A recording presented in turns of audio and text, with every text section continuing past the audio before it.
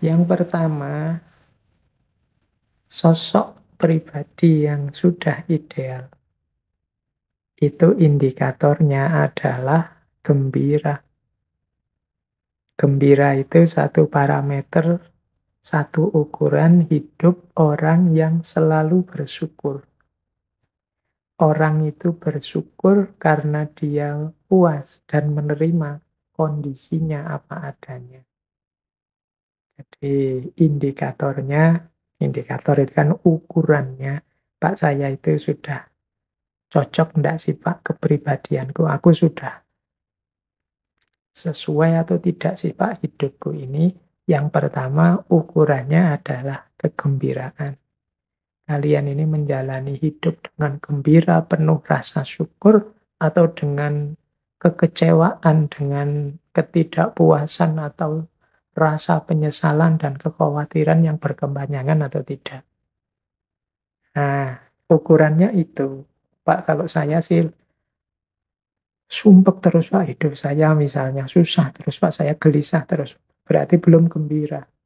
Ada banyak yang tidak kita puasi dalam hidup ini. Mungkin masa lalu yang kita sesali, masa depan yang kita khawatirkan, atau masa kini yang kita merasa tidak berdaya di hadapannya. Lah, kalau agama memberi tipsnya, ya yuk latihan bersyukur. Bersyukur itu berarti kita mampu hidup secara gembira. Kelihatan beda nanti orang yang mampu bersyukur dengan tidak. Aura orang yang senantiasa gembira dengan orang yang selalu mengeluh dan tidak puas akan berbeda. Yang kedua adalah hiduplah dengan gayamu sendiri. Jadi ini indikator bahwa kita ini sudah lega, puas dengan hidup kita. Citra diri yang positif adalah kita hidup dengan gaya kita sendiri. Bukan karena terpaksa diatur orang lain, bukan karena eh, apalagi terseret oleh teman dan lain sebagainya. Enggak, saya ya milih-milih sendiri, saya sukanya memang ini. Lah kok kamu sukanya hari ini kok drama-drama Korea? Ya enggak, saya memang suka. Gaya saya ya memang itu. Yang drama-drama Korea itu. Enggak mentang-mentang ada yang mengkritik penggemar Korea, terus saya pura-pura enggak suka Korea misalnya. Enggak. Ya gayaku memang suka Korea itu. Atau sebenarnya saya enggak suka Korea, tapi yang lain kan suka Korea. Makanya saya gayanya kayak suka Korea. Nah itu berarti bukan gaya kita sendiri. Ayo kita hidup sesuai dengan dorongan hati kita sendiri. Ini nanti akan jadi sumber kebahagiaan juga. Ini sama dengan kita menampilkan versi diri kita apa adanya. Tadi kan ada aspek penerimaan diri. Terus ukuran yang ketiga, selain gembira dan hidup dengan gaya kita sendiri adalah kita siap untuk disukai atau tidak disukai. Ya hidup ini kan memang tadi kita hidup dengan gaya kita sendiri. Mungkin ada orang yang suka atau tidak suka dengan kita. Ada orang yang nyinyir, ada orang yang iri, ada orang yang dengki. Atau ada orang yang mengidolakan kita berlebihan dengan menyukai kita dan lain sebagainya. Dan kita tidak terpengaruh dengan itu. Silahkan saja orang setuju atau tidak dengan pilihan hidupku. Dengan gaya yang kuanggap baik dan benar ini monggo saja. Tapi inilah aku. Apa adanya. Baik kalian suka atau tidak suka. Nah, ini indikator ketiga. Jadi kalau kita sudah bisa gembira, kalau kita sudah hidup dengan gaya kita sendiri, kemudian kita siap untuk disukai atau tidak disukai, ya, kemungkinan kita sudah punya citra diri, pemahaman diri yang positif. Kan banyak orang hari ini yang tidak siap kalau tidak disukai. Kadang-kadang sudah melakukan kebaikan, tetapi kok tidak ada yang respon ya? Kok tidak ada yang jempol, nggak ada yang like? Viewernya kok sangat sedikit, subscribernya sedikit misalnya. Terus kita tidak siap, oh, sudahlah kalau gitu aku tidak begitu lagi. Itu berarti tidak siap untuk disukai. Jadi tujuan dari kebaikan-kebaikan tadi hanya komentarnya orang, ACC persetujuannya orang. Nah ini menunjukkan kita belum positif kalau memang hanya begitu. Nah yang keempat adalah kita mampu mengelola diri kita secara mandiri. Mengelola diri secara mandiri itu maksudnya ya kita ini emosi-emosi kita bisa kita kelola sendiri. Jadi kita bisa memanage diri kita sendiri tanpa bantuan orang lain. Misalnya kita marah ini, wah saya marah ini, saya tahu saya marah, gimana caranya meredakan marah, dan kita bisa melakukan meredakan marah itu oleh kita sendiri. Jadi tidak perlu bantuan orang lain, tidak perlu pakai fasilitas ini, fasilitas itu. Kita sendiri sudah bisa meredakan kemarahan kita sendiri. Ini mampu mengelola diri sendiri secara mandiri.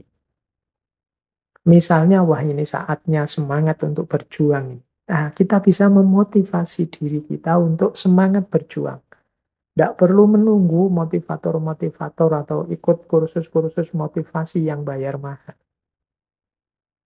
Ketika kita butuh ketenangan, kita mampu menenangkan diri kita sendiri. Ketika kita butuh semangat untuk berjuang, kita bisa menyemangati diri kita sendiri.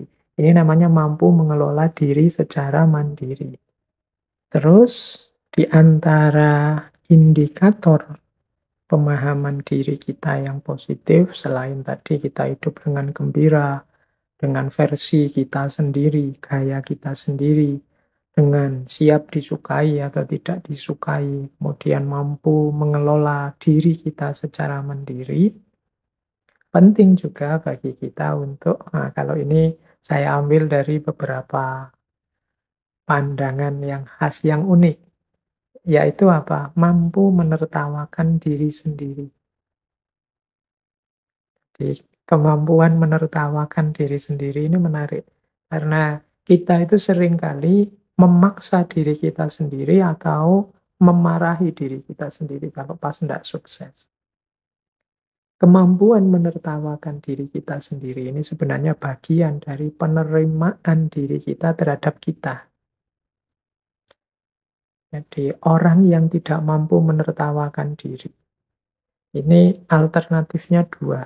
Yang pertama orang yang sombong, dan yang kedua orang yang putus asa. Atau orang yang sangat keras terhadap dirinya.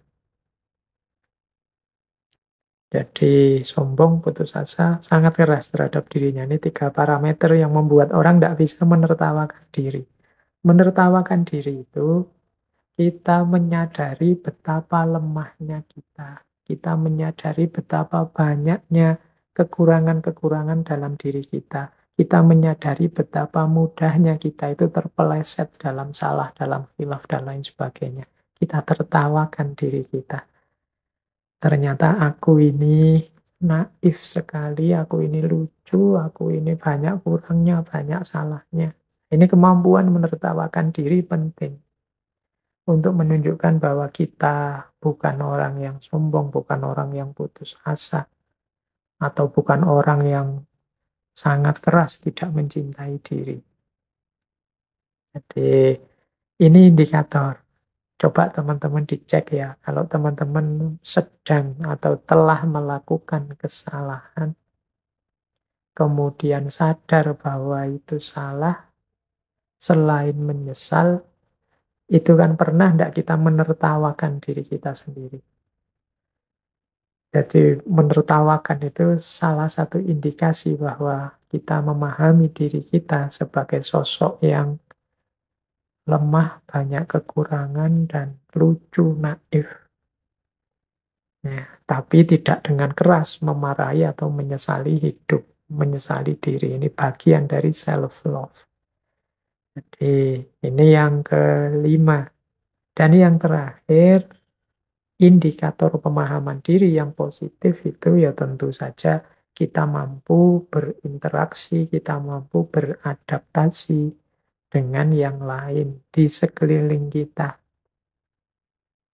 Ya mungkin kita hidup dengan gaya kita sendiri, kita siap disukai atau tidak disukai. Tapi kan bukan berarti kita tidak bisa beradaptasi.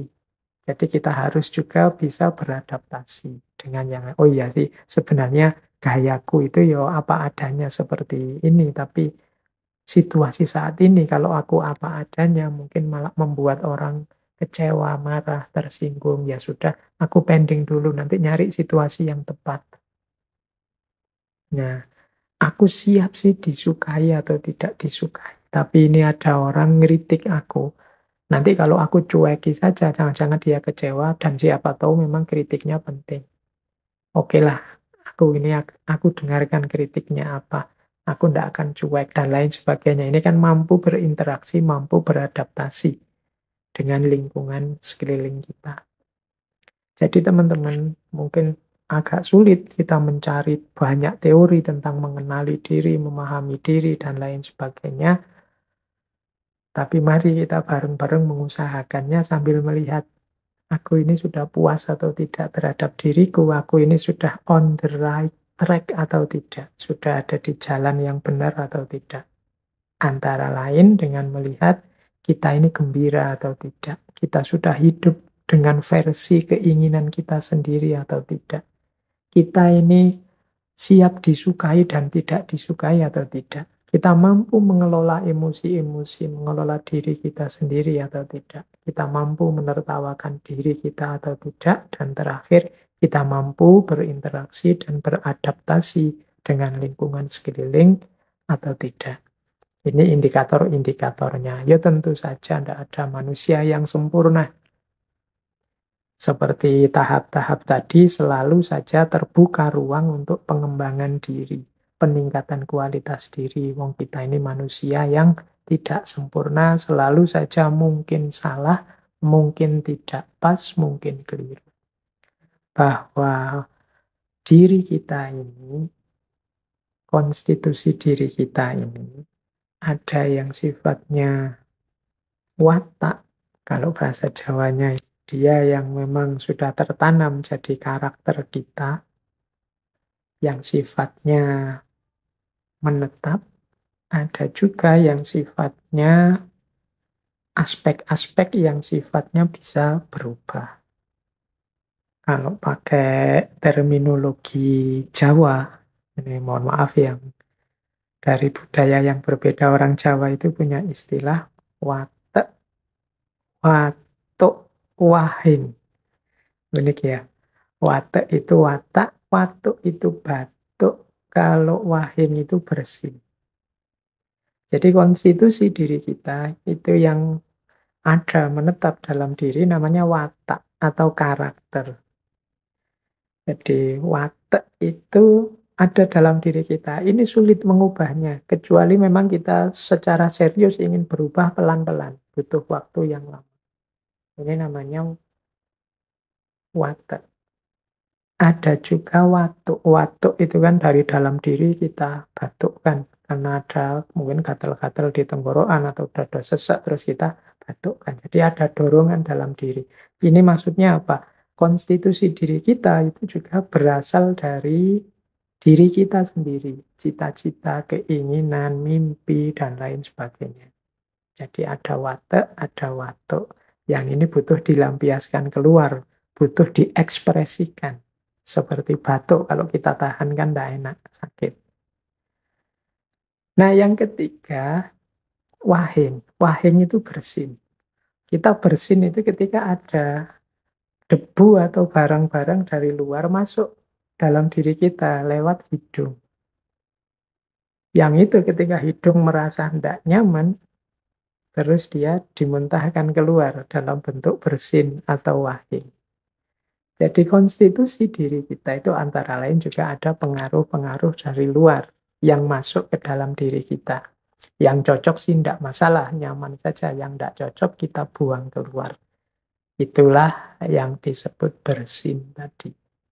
Wahing. Jadi watek, watuk, dan wahing. Ini konstitusi diri kita. Nah, jadi yang pertama itu strukturnya.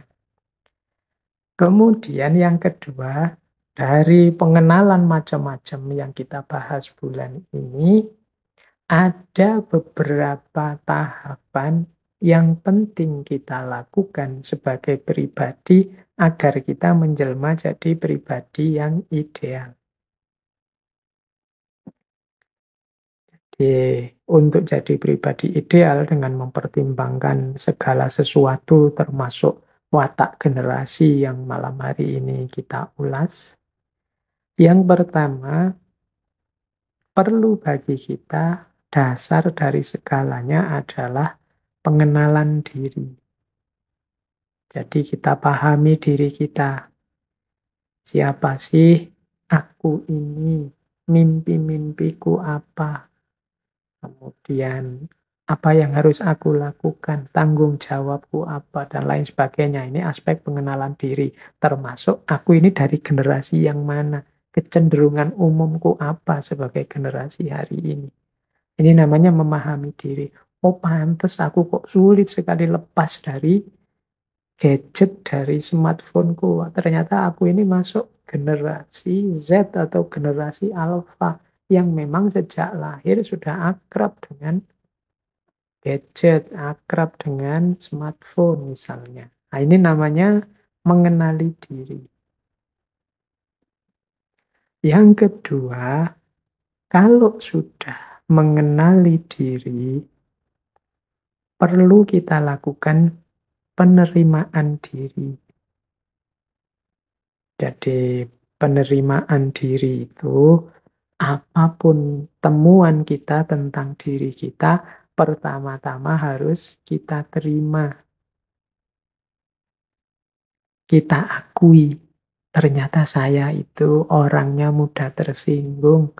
Ternyata saya itu orangnya susah menerima kritik. Ternyata saya itu punya mimpi untuk jadi konglomerat dan lain sebagainya. Nah, ini namanya penerimaan diri. Baik secara real maupun ideal. Real itu kenyataan kita apa adanya, ideal itu mimpi-mimpi kita. Jadi setelah mengenali diri, memahami diri, kita terima diri. Kan ada banyak situasi real kita yang ya sulit kita menghindar. Mau tidak mau ya harus diakui kita ini masuk baby boomers. Mau tidak mau harus diakui saya ini masuk generasi X dengan segala ciri dan pengaruh zaman pada diri kita. Nah, kalau sudah menerima, tahap ketiga ya pengungkapan diri. Pengungkapan diri itu ya kita tunjukkan diri kita apa adanya. Jadi inilah saya. Ini yang saya inginkan. Inilah mimpiku. Ini kalau di uh, ilmu tentang jiwa ini ya namanya self assertion. Jadi mengungkapkan diri itu menegaskan apa yang aku inginkan dan apa yang tidak aku inginkan. Ini yang aku seneng dan apa yang aku tidak seneng. Itu yang aku cocok dan apa yang aku tidak cocok. Ini namanya pengungkapan diri. Kita harus punya keberanian menunjukkan diri kita. Kalau sudah berani mengungkapkan diri, ada tahap selanjutnya yaitu penyesuaian diri. Kita ini hidup tidak sendirian. Kita berhadapan dengan lingkungan sekeliling kita, baik lingkungan benda-benda, barang-barang, makhluk sekeliling kita, maupun lingkungan sosial sesama manusia. Pinter-pinter kita menyesuaikan diri, bagaimana kita mengelola dan memposisikan diri kita di lingkungan kita secara tepat. Jadi pengungkapan diri yang tadi jadi tahap sebelumnya itu dekat dengan penyesuaian diri. Kita itu mengungkapkan diri kita sambil menyesuaikan diri kita dengan lingkungan sekeliling kita. Saya sebenarnya tidak setuju dengan itu. Akan saya sampaikan bahwa saya tidak setuju, tapi saya menyampaikannya tidak sekarang. Karena sekarang lingkungannya, situasinya masih belum memungkinkan. Mungkin sedang ada musibah, sedang ada bencana. Kalau disampaikan sekarang orang bisa salah paham, dan lain sebagainya. Jadi yang keempat ini penyesuaian diri, satu rangkaian dengan pengungkapan diri.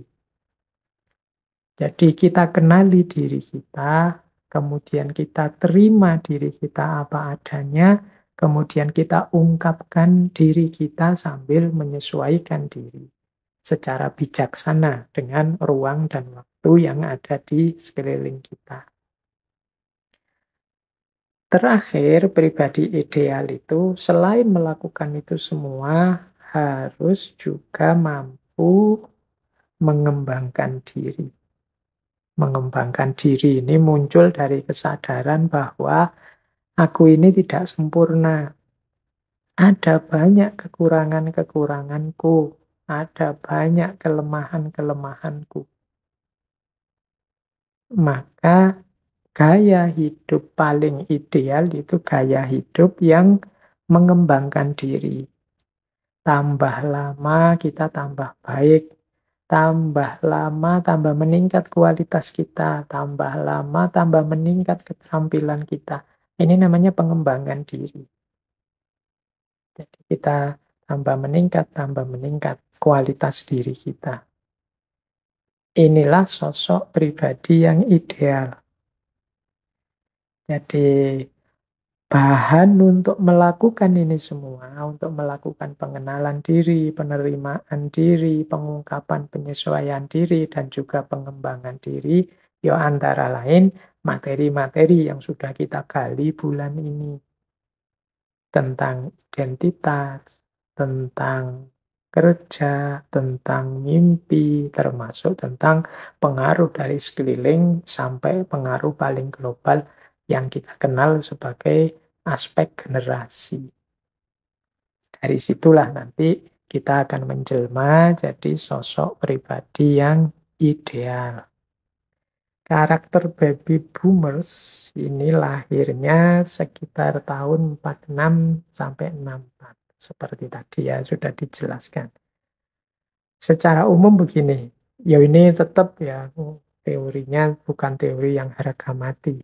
Tapi ini generalisasi-generalisasi. Mungkin di beberapa hal tampak over generalisasi. Generalisasi itu dipandang umumnya saja, biasanya saja. Nah, baby boomers ini generasi yang lahir pasca perang, yang saya sebut tadi mulai makmur, kemudian optimisme-optimisme lahir, jiwa membangun muncul dengan sangat kuat. Ada beberapa karakter utama generasi ini. Yang pertama adalah work centris. Jadi work centris itu semangat kerjanya tinggi. Orang-orang ini yang baru mengalami situasi pahit karena perang, kekacauan, dan lain-lain, semangat membangunnya memuncak, maka etos kerjanya tinggi. Makanya istilahnya work centris. Kita harus kerja, kerja. Nah, ini gaya baby boomers. Perubahan tidak akan terjadi kalau kita diam saja. Mari membangun. Ini gaya baby boomers. Kemudian yang kedua, kompetitif. Kompetitif itu berarti mereka ini bersaing, berlomba. Ayo, siapa yang lebih cepat, dia yang menang. Dia yang maju, yang unggul. Mari bikin inovasi-inovasi. Mari melakukan temuan-temuan untuk menghasilkan kemajuan-kemajuan. Jadi istilah progres, kemajuan, dan lain sebagainya itu populer sekali. Jadi gaya baby boomer itu kompetitif. Mereka ingin menang, tidak mau kalah dengan yang lain. Kalau sana maju, yo kita harus maju juga. Kalau mereka sukses, kita juga harus sukses. Nah, ini gaya kedua. Jadi kompetitif. Nah, ini boleh teman-teman membandingkan dengan orang tuanya misalnya, atau kita yang mungkin Bapak Ibu ada yang mendengarkan ngaji malam ini, kira-kira cocok nggak ya kalau generasi era ini itu kompetitif. Dia nggak nyaman kalau kalah dengan yang lain. Dia inginnya maju dan work centris, inginnya kerja keras. Kemudian self-reliant. Self-reliant itu mandiri. Kemandirian itu jadi kebanggaan tersendiri, ketidaktergantungan. Saya bisa memenuhi kebutuhanku sendiri. Dulu zaman Orde Baru di Indonesia, di era-era ini kan populer sekali istilah misalnya swasembada. Jadi bisa memenuhi sendiri kebutuhan-kebutuhan. Self-reliance. Kemudian yang keempat, generasi baby boomers ini appreciate proses. Sangat menghargai proses. Yo kalau ingin sukses ya kerja. Kalau ingin berhasil ya berjuang. Sangat menghargai proses. Kemudian sangat menyetujui, menyukai self-improvement. Jadi bagaimana meningkatkan kualitas diri yang terus-menerus. Ini mental-mental yang dikembangkan mungkin oleh simbah-simbah kita hari ini. Jadi orang itu ya harus tambah baik, jangan jadi orang buruk, jangan jadi orang yang rankingnya turun, ranking kita harus naik terus. Nah, kemudian etik. Jadi etik itu ya sangat menjunjung tinggi, mengedepankan moralitas, etika, akhlak, dan adab. Nah, ini menjadi andalan dari kelompok baby boomers. Makanya adik-adik, teman-teman, ya jangan bosen, jangan jemu kalau sering dinasehati oleh simbah-simbahnya untuk jadi orang yang baik, yang sifatnya begini, begitu. Karena memang karakternya baby boomers itu fokus pada etik dan juga idealistik. Idealistik itu banyak ideal-ideal, banyak nilai-nilai hidup, nilai-nilai diri yang diperjuangkan. Jadi hidup berdasar nilai-nilai, berdasar norma, berdasar etik untuk meningkatkan diri, kemudian mengikuti proses, sadar proses untuk mandiri, hidup secara kompetitif dan kerja, work centris. Itulah beberapa karakter yang baby boomers. Meskipun ada kritik juga, ada sedikit kecenderungan kelompok baby boomers itu punya karakter egoistik. Egoistik itu ya intinya kalau dia merasa benar ya sudah, sulit dikritik. Jadi versinya dia dianggap ya ini yang terbaik. Kalian harus manut saya, ikut saya. Nah ini gaya baby boomers. Generasi milenial atau generasi Y. Nah mungkin banyak juga yang ikut ngaji malam hari ini generasi Y. Yang pertama, generasi Y ini adalah generasi yang tech savvy. Tech savvy ini yang penggemar teknologi. Ya, mereka sejak lahir sudah kenal teknologi. Makanya lebih tech savvy. Lebih gemar dengan kalau ada teknologi-teknologi baru. Kemudian open-minded. Terbuka. Jadi mereka tidak kaku, tidak dogmatis. Berpikirnya lebih terbuka. Itu generasi milenial. Kemudian achievement oriented. Mereka suka capaian-capaian baru. Jadi mereka suka dengan pengembangan dirinya, pengembangan situasinya, mencapai sesuatu, achievement oriented. Kemudian mereka kreatif, problem solver. Karena mereka terbuka, suka capaian, maka mereka punya karakter kreatif. Berani mencoba, trial and error, sampai ketemu jawabannya. Generasi-generasi ini mungkin ya, ini mungkin gambaran kreatif problem solver itu misalnya kalau punya ah, perangkat gadgetnya error, rusak, itu mereka mau nyoba-nyoba. Ini salahnya di mana, kelirunya di mana, kurangnya di mana, melakukan trial and error, coba-coba, sopo ngerti, bener, diperbaiki sendiri misalnya. Nah, itu kreatif problem solver. Kemudian yang kelima, social buff. Social buff ini suka dengan relasi sosial. Jadi mereka senang dengan komunitas-komunitas. Mereka mungkin suka membuat komunitas-komunitas sesuai versi, sesuai passion mereka masing-masing. Ini namanya social buff. Kemudian mereka ini generasi yang cirinya easily bored, mudah bosan. Jadi ya, karena itu mereka ini terus jadi kreatif untuk tidak gampang bosan. Mereka ingin menciptakan hal-hal yang baru. Nah, terus mereka ini self-centered. Self-centered itu membaca segala sesuatu terpusat pada dirinya. Memahami, melakukan segala sesuatu dengan fokus pada dirinya. Ini self-centered. Ini yang mungkin ada positif, ada negatifnya. Dan ada yang bilang generasi Y itu cenderung agak narsis. Ingin tampil, ingin menunjukkan dirinya, apalagi didukung self-centered tadi. Terpusat pada diri. Meskipun begitu, mereka ini ya gemar teknologi, pikirannya terbuka, orientasi hidupnya untuk capaian-capaian, dan kreatif, serta suka bersosialisasi.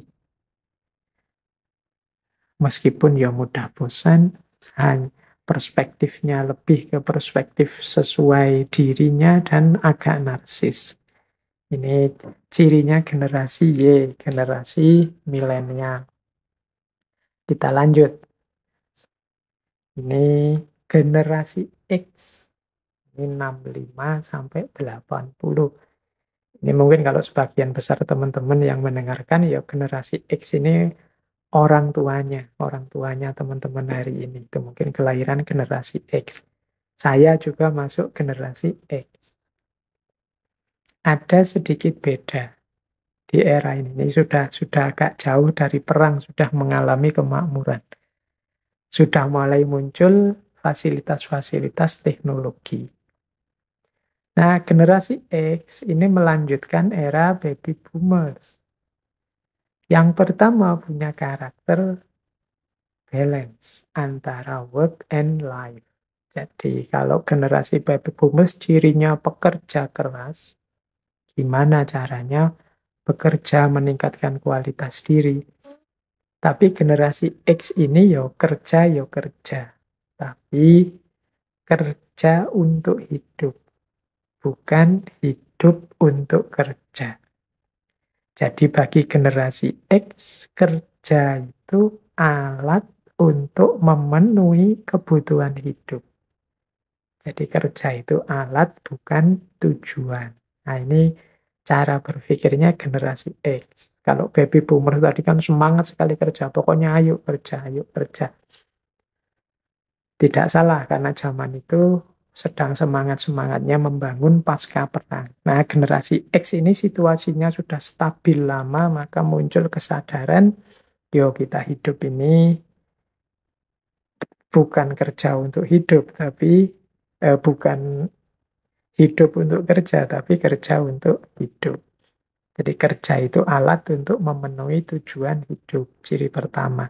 Ciri kedua dari generasi X, ini lebih fleksibel, lebih mudah beradaptasi, toleran terhadap berbagai gaya hidup. saya bilang tadi, generasi X ini ngalami era teknologi sangat sederhana atau tanpa teknologi dan juga era teknologi canggih. Dan mereka ini karena ngalami perubahan-perubahan drastis dalam hidup ini, mereka lebih fleksibel. Jadi lebih mudah beradaptasi, lebih mudah menyesuaikan diri kalau terjadi perubahan-perubahan gaya hidup. Nah, ini ciri kedua dari generasi X. Ciri ketiga, lanjutan dari karakter generasi X adalah individualistik. Jadi, individualistik itu mereka lebih menghargai dirinya.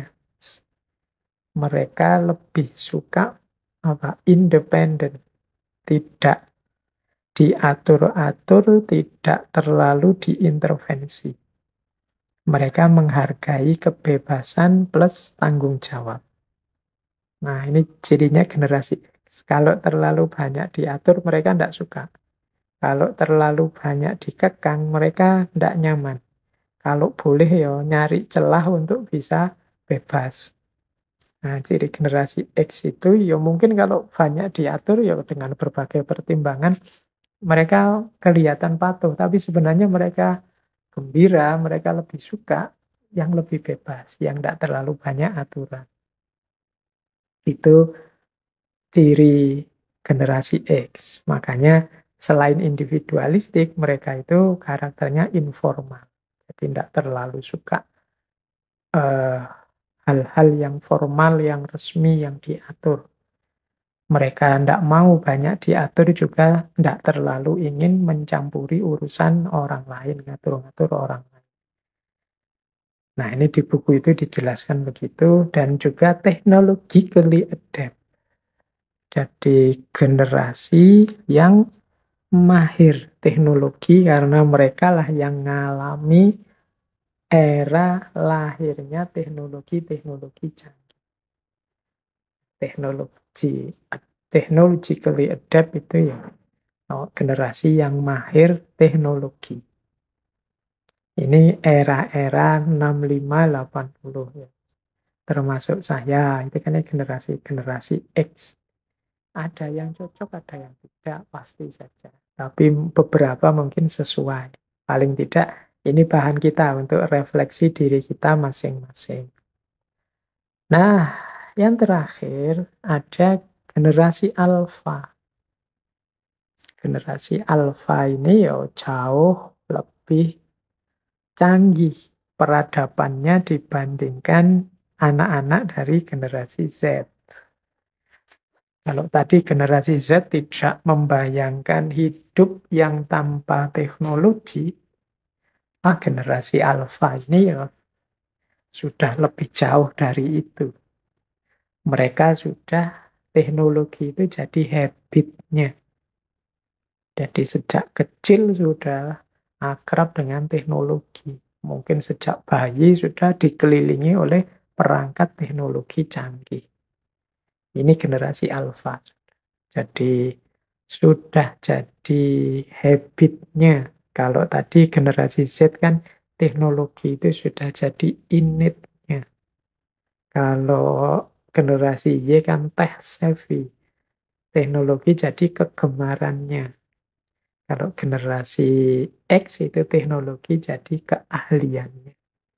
Jadi dari generasi X teknologi jadi keahlian. Kalau di generasi Y teknologi jadi kegemaran. Kalau di generasi Z teknologi jadi bagian dari hidup yang tidak terpisahkan.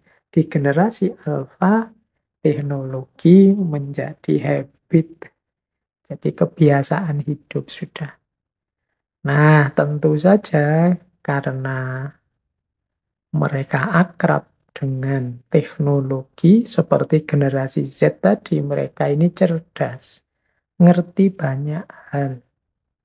Bahkan seperti hari ini kan banyak isu mulai muncul bahwa pendidikan-pendidikan formal itu pelan-pelan perannya mulai tergeser. Hari ini orang lebih melihat kemampuan-kemampuan, penguasaan-penguasaan pengetahuan maupun keterampilan dibandingkan formalitas pendidikan. Karena orang mulai sadar, banyak orang bisa macam-macam tanpa harus melalui formalitas pendidikan sekolah. Jadi kita bisa banyak hal, misalnya kan saya banyak teman yang bidangnya agama, tapi yo ternyata bisa desain, bisa ini itu. Secara teknologi, dari mana? Belajar sendiri. Karena fasilitas untuk belajar mandiri secara online, secara digital lewat internet itu ya hari ini luar biasa. Dan ini ciri generasi alfa. Nah, kemudian generasi alfa, ini 2010 sampai hari ini punya perilaku bermain yang berbeda. Generasi alfa ini tidak seperti generasi-generasi sebelumnya, mainnya 90% di dalam rumah. Permainan-permainannya generasi alfa jangan dibayangkan sama dengan permainan-permainan game kita dulu. Meskipun game yang pakai teknologi, pakai laptop, apa pakai komputer zaman dulu, mereka jauh lebih canggih permainannya. Anak-anak gamers mesti ngerti. Jadi mereka ini gamers. Anak-anak yang punya ketertarikan terhadap permainan canggih yang luar biasa. Kemudian mereka ini tidak lagi akrab dengan materi-materi. Kalau sekolah itu ya dalam bentuk buku atau majalah. Mereka akrabnya segala sesuatunya ya digital. Jadi apa-apanya ya digital. Jadi mereka ini sudah sosok yang sama sekali berbeda dengan era saya. Kalau saya masih seneng buku-buku, seneng majalah-majalah. Kalau saya bilang, wah saya lebih nyaman kalau baca buku langsung, bukan yang ada filenya. Tapi anak-anak hari ini sudah tidak begitu lagi, karena mereka sudah terbiasakan sejak kecil. Jadi mereka kalau sekolah bawa buku banyak, itu sebenarnya mereka berontak, ngapain sih serumit ini, wong ya di Google saja ada, di online, di internet saya ada. Jadi mereka ngerti yang lebih praktis, lebih nyaman, lebih enak, lebih to the point. Nggak harus rumit. Nah, meskipun nanti mungkin karena guru-gurunya era generasi saya ya lebih diarahkan cara berpikirnya seperti guru-gurunya, seperti yang didik dia, yang masih harus buku, harus majalah, tugas ini itu, dan lain sebagainya. Nah, menarik kalau generasi alfa ini, mereka ini punya kecenderungan tidak hanya pengguna teknologi, tapi mereka lebih suka menciptakan teknologi sendiri. Hari ini mungkin teman-teman akrab ya dengan istilah coding dan lain-lain. Di mana mereka ingin bikin game versi dia sendiri, di mana mereka ingin bikin konten, bikin apa web, bikin yang versi dia sendiri. Jadi dia ingin menciptakan sendiri yang versi dirinya. Dan yang terakhir, generasi alfa itu ini terkena sindrom kecepatan, seperti dulu pernah kita bahas ya tentang filsafat kecepatan era postmodern di Paul Villario. Mereka juga cara berpikirnya ingin cepat dan instan, nyari yang praktis. Nggak harus bulat, nggak harus ruwet. Kalau misalnya dia punya barang rusak misalnya ya, kalau generasi alfa mending beli baru daripada menghabiskan biaya lebih banyak untuk memperbaiki. Kalau kita zaman saya mungkin dicoba-coba di otak-atik, siapa tahu bisa, siapa tahu itu. Kalau generasi alfa ini mereka tidak suka terlalu yang seperti itu. Mereka sukanya ya sudah rusak ya diserviskan sana. Kalau tidak memadai ya beli lagi baru saja. Ngapain sih kita nyoba-nyoba untuk memperbaiki, wong kita bukan ahlinya, bukan bidangnya, nanti malah habis tenaga, habis biaya, sia-sia. Nah, itu cara berpikirnya generasi alfa. Jadi mereka inginnya yang logis saja, cepat, instan, segera selesai. Nah, sekarang kalau generasi Z, nah ini lebih muda lagi. Generasi era 98 sampai 2010. Nah, beberapa mirip dengan generasi milenial, tapi meskipun beberapa ada pendalaman-pendalaman, penyangatan-penyangatan. Misalnya generasi Z ini sosial interaktif, suka melakukan interaksi sosial, termasuk yang melalui teknologi informasi atau yang hari ini kita kenal sosial media. Jadi generasi Z ini suka berinteraksi, suka kalau ditanggapi orang, suka mengomentari, suka juga kalau dikomentari, dijempoli. Jadi yang tadi generasi Y yang agak narsis ini diperkuat dengan sosial interaktifnya di generasi Z. Jadi generasi ini makanya mungkin hari ini adik-adik anak-anak muda kita rame sekali di medsos dan lain-lain, ya memang karakter eranya begitu, generasi Z. Apalagi mereka ini punya ciri multitasker. Multitaskers itu yang multitasking. Dia tidak nyaman kalau melakukan kegiatan hanya satu saja. Sukanya double-double. Saya tidak tahu ada enggak teman-teman di sini misalnya yo pegang HP, yo nonton TV, ya di depan laptop ngapain. Nah ini multitasker. Kadang-kadang makan saja kan enggak cukup hanya makan. Yo sambil makan, yo sambil ngobrol dengan teman, yo sambil pegang HP baca WA. Multitasker. Ini cirinya generasi Z. Pak, ini apa ada di generasi Z saja? Ya enggak. Ya mungkin generasi yang lain bisa ketularan generasi Z. Yang tua-tua ikut-ikutan, yang muda-muda sekarang serba multitasker. Apa saja disambi, baca WA, baca berita, disambi. Tidak pernah melakukan satu hal dinikmati, dihayati, didalami. Yang dilakukan selalu macam-macam. Nah, kemudian ada penelitian mereka ini entrepreneurs. Generasi Z ini ada penelitian 72% ingin merintis bisnis atau usaha sendiri. Generasi Z ini malu. Kalau ditanya cita-citanya apa, terus mungkin jawabnya ingin jadi PNS atau ASN, ingin jadi. Mereka ini lebih suka, lebih bangga kalau mampu misalnya membuka usaha mandiri atau bisnis-bisnis mandiri. Nah, ini kayaknya generasi Z. Nah, terus generasi Z ini adalah generasi yang sangat terdidik, educated.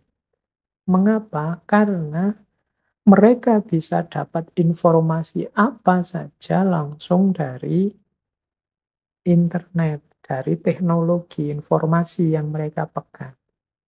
Jadi generasi Z ini satu generasi yang mahir sekali dengan teknologi namanya tech innate.